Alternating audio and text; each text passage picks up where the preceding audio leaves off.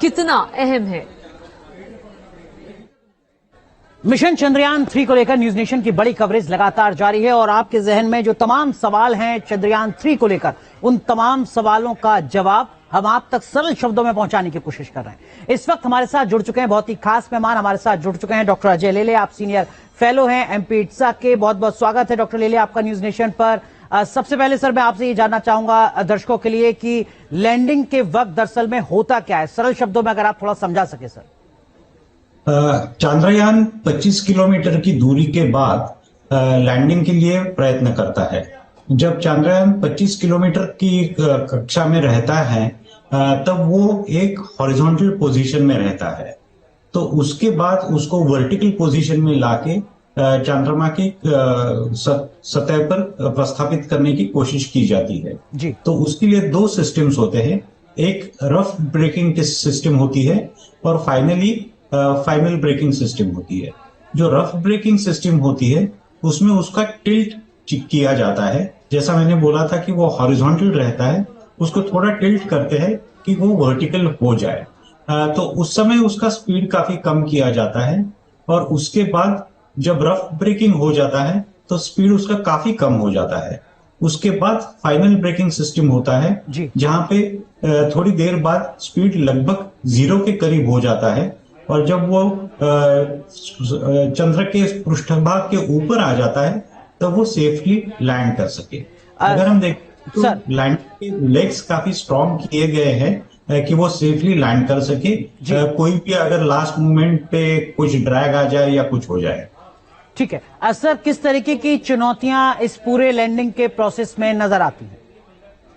चुनौतियां तो काफी हैं। लैंडर के ऊपर 8 कैमरेज लगे हुए हैं। हमने जैसा कि सुना था कल ही कि लैंडर सिस्टम ने चांद्रयान 2 के साथ कनेक्ट कर चुकी है। हमने जब चांद्रयान 2 भेजा था 2019 में, तब उसके साथ एक ऑर्बिटर भेजा था।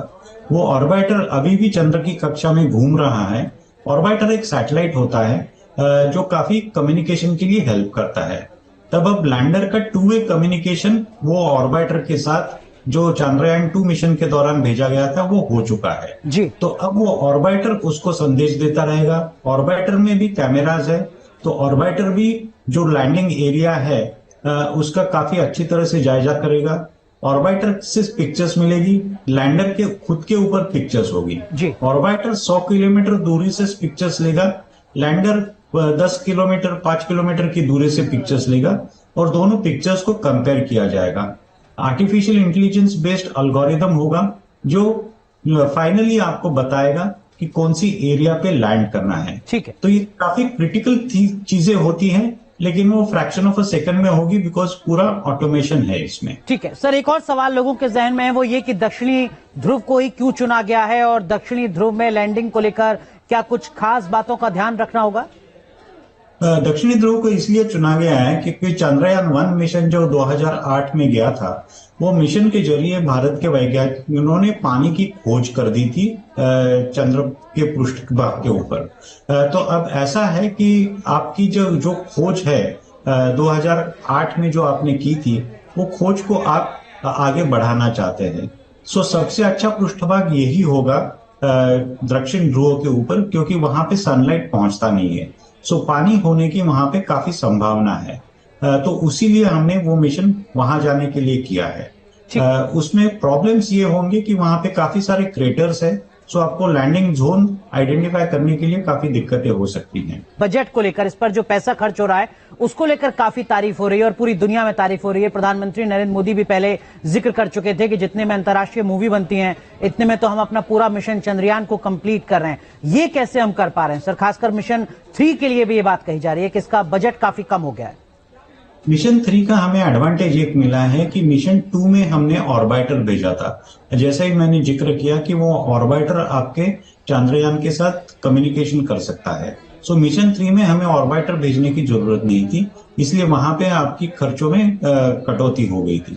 लेकिन सबसे महत्वपूर्ण बात यह है कि जिसको फ्रूगल इंजीनियरिंग बोलते हैं, पिछले इसरो का अगर हम इतिहास देखें, पिछले 4-5 दशकों में इसरो ने काफी कम पैसे में अच्छी टेक्नोलॉजी लाने के लिए प्रयास किए हैं और वो सक्सेसफुल हुए हैं।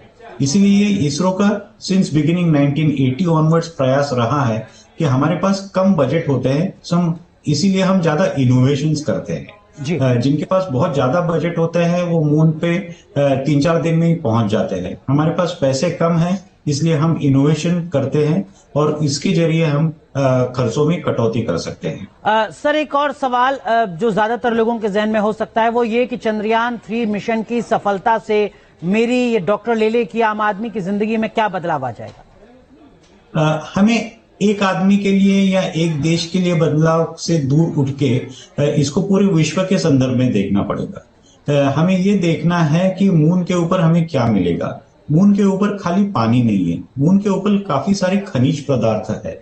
ये खनिजों की अब हमें जरूरत है क्योंकि धरती के ऊपर के खनिज जो मैंगनीज हो, आयरन ओर्स हो या बाकी कुछ हो, वो कम हो चुके हैं। सो आने वाले वर्षों में इसका मतलब आने वाले 30, 40, 50 वर्षों में हमें बहुत जरूरत पड़ेगी कि कहीं हम और से खनिज पदार्थ लेके आ जाए। सो उसके लिए अगर आज हम शुरुआत नहीं करेंगे तो आने वाले वर्षों में दूसरे कंट्रीज वहां जाके वो खनिज पदार्थ ले आएंगे और हमारे पास कुछ नहीं बचेगा। सो किसी भी मिशन को कल परसों के हिसाब से नहीं देखना चाहिए। ये आने वाले जनरेशन के मैं कहता हूं आने वाले जनरेशन को इसका काफी प्रभाव पड़ेगा और उन्हें इसका काफी फायदा हो जाएगा। ठीक है सर, पूरा देश दुआ कर रहा है सफल लैंडिंग की। सफल लैंडिंग के बाद क्या होगा सर वहां पर? अगले कुछ घंटे, अगले कुछ दिन बेहद महत्वपूर्ण होंगे क्या? सफल लैंडिंग एक पहली चीज होगी क्योंकि जब लैंडिंग हो जाएगा उसके बाद वो रोवर है वो लैंडर के बेली से बाहर आएगा, उसके पेट से बाहर आएगा और वो 500 मीटर की दूरी तक चला जाएगा और वो ऑब्जर्वेशंस लेगा। वो ऑब्जर्वेशंस 13 या 14 दिन के लिए लेगा। ये बहुत महत्वपूर्ण बात है कि रोवर को लैंडर के पेट से बाहर आना चाहिए, उसको सक्सेसफुली चंद्रमा के पृष्ठभाग के ऊपर घूमना चाहिए। उसमें काफी सारे सेंसर्स लगे हुए हैं, वो काफी सारे ऑब्जर्वेशंस लेंगे। वो ऑब्जर्वेशंस रोवर लैंडर को भेजेगा, लैंडर चंद्रयान 2 के ऑर्बिटर को भेजेगा और वहां से वो हमें धरती पर ऑब्जर्वेशंस मिल जाएंगे।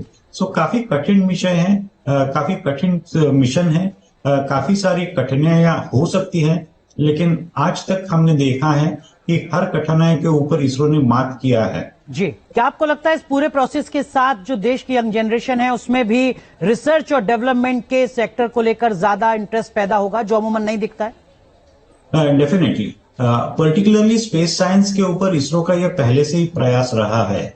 हमारे जो पुराने प्रेसिडेंट थे डॉक्टर अब्दुल कलाम, उन्होंने भी इसको काफी पुश किया था। अगर हम थोड़ा पीछे जाएं तो 2009 में इसरो ने पहला स्टूडेंट सैटेलाइट लॉन्च किया था।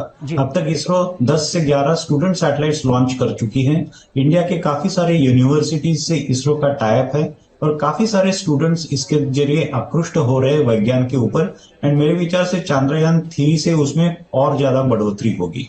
बहुत बहुत शुक्रिया डॉक्टर अजय लेले आपका न्यूज नेशन के साथ जुड़ने के लिए। और चंद्रयान 3 मिशन का पूरा प्रोसेस क्या है, किस तरीके की चुनौतियां हैं, क्यों ये मिशन जरूरी है, इसका मतलब आने वाले वक्त और सदियों के लिहाज से क्या होगा, ये दर्शकों को सरल शब्दों में समझाने के लिए धन्यवाद सर।